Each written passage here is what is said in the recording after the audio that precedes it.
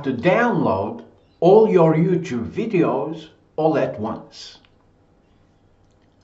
To be able to do that, simply log into your Google account, and under data and privacy, you have an option to download your data.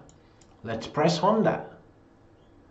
And to be able to download all of your YouTube videos, simply deselect all and select YouTube and YouTube Music.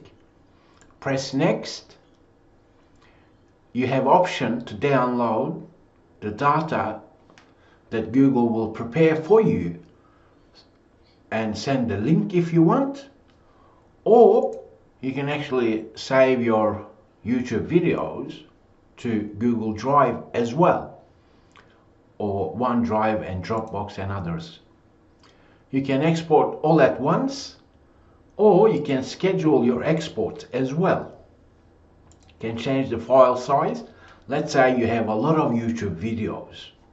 If that's the case, perhaps you want to select different option, and if you were to choose this, make sure you have enough space in Google Drive, or get the link so you can manually download all your YouTube videos.